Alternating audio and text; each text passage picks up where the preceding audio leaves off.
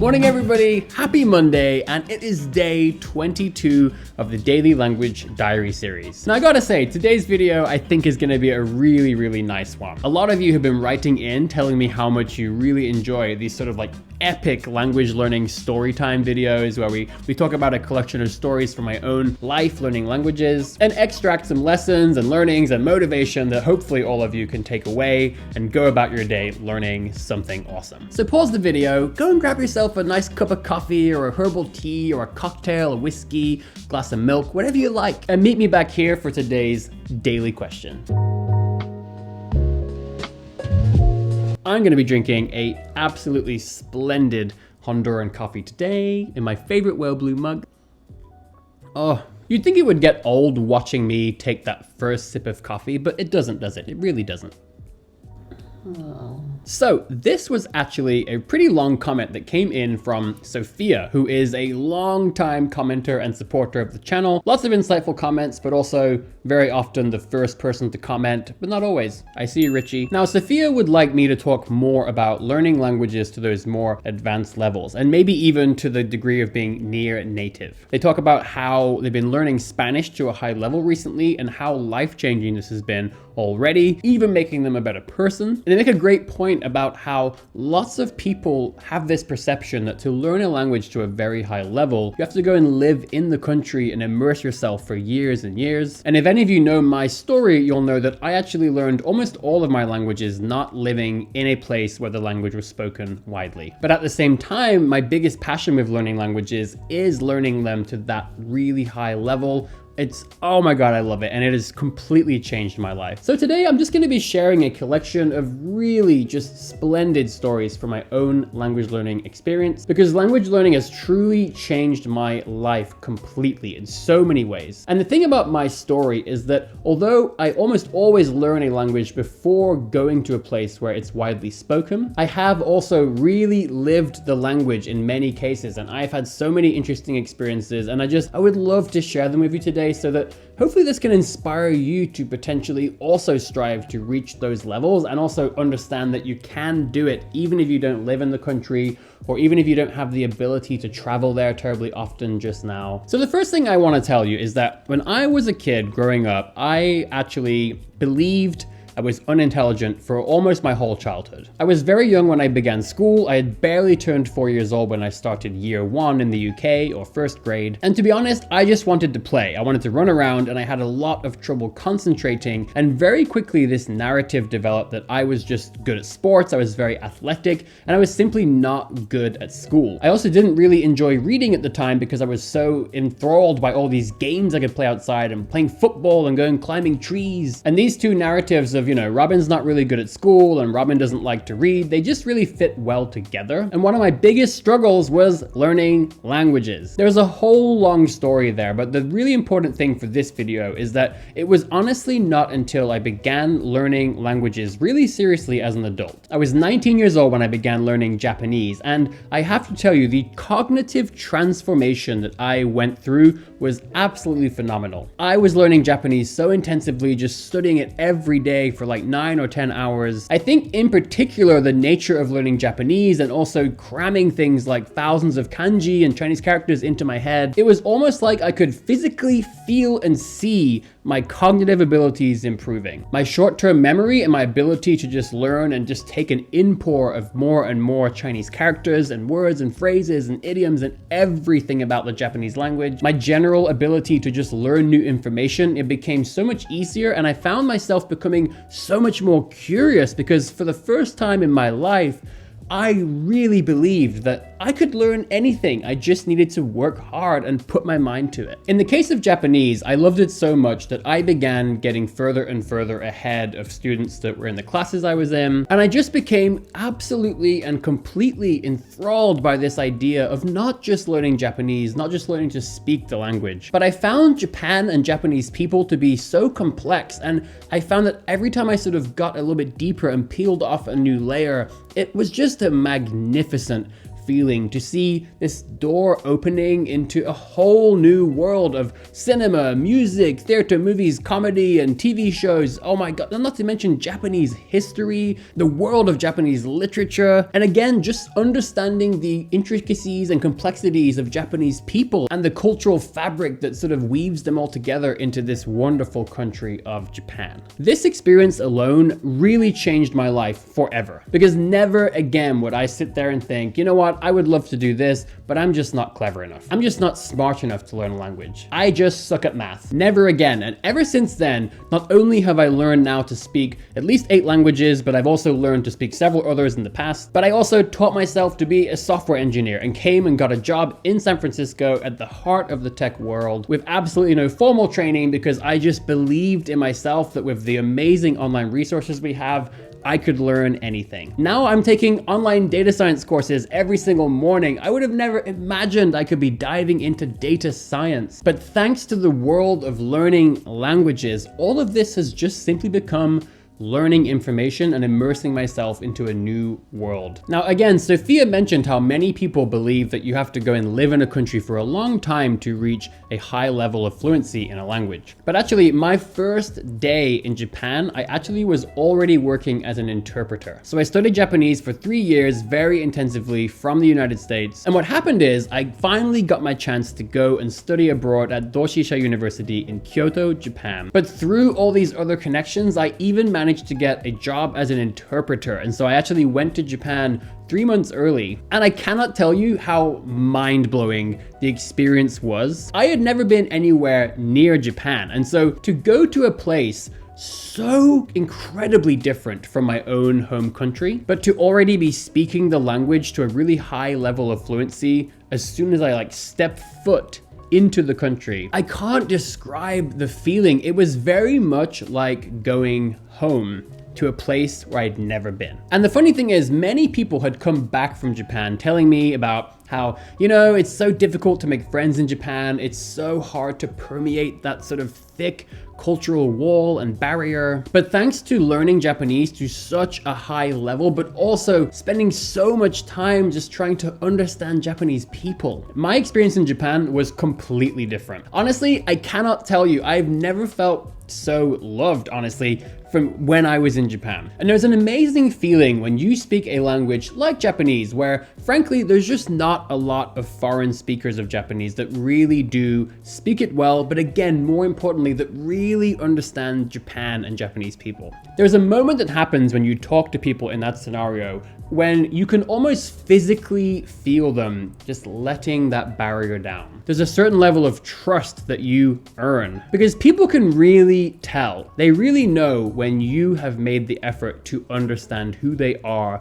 and it makes people incredibly intrigued and it makes them want to talk to you. I made some of the best friends in Japan I've ever had in my life. My 2 closest friends there were Maya and Uchi, and Maya actually invited me to live in her apartment with her, which is not a common occurrence in Japan at all. Those 2 loved me so much that they actually took time off work. They paid for train tickets for all 3 of us. They paid for hotels. And when I moved to Kyoto, they actually came all the way from Fukuoka in Kyushu to Kyoto, and they stayed there for 3 days with me to help me get set up, help me get a phone contract, help me find a place to live. And there's a moment that you can actually see if you watch my documentary about my life in Japan. You'll see the moment where we say goodbye and I see them off at the train station. And there's a moment where Maya begins to cry as we're saying goodbye. I cannot describe how beautiful that moment was to have developed such an incredibly strong bond with 2 people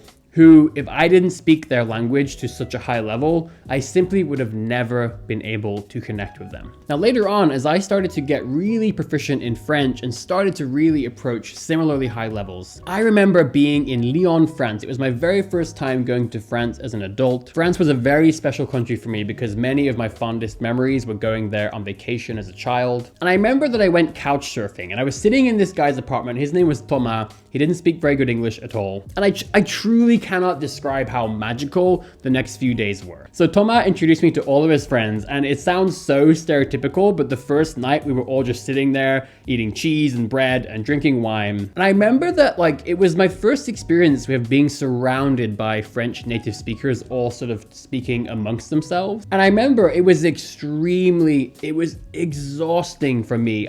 It was so difficult to follow the conversation. But there was a very special moment where I just remember like it was almost surreal, just being like completely surrounded from all angles by the beautiful sounds of French, of this language that I've been learning so intensively, and it was just glorious. And I remember telling myself that I want to have this experience again, but next time I want to be able to participate to the fullest. Now on that same trip, I ended up meeting another one of Thomas' friends who became one of my closest friends for several years, and I was back in Lyon and I found myself sitting at a dinner party, and it was almost exactly as I imagined. And by this time, I had really reached an incredibly high level in French, and I was able to catch almost everything that was happening. And it was a similar feeling of acceptance. You know, it's one thing when you speak a language okay and people say, oh my God, your French is so great. But it's actually a very distinct feeling when you really do speak a language very, very well. And again, there's something about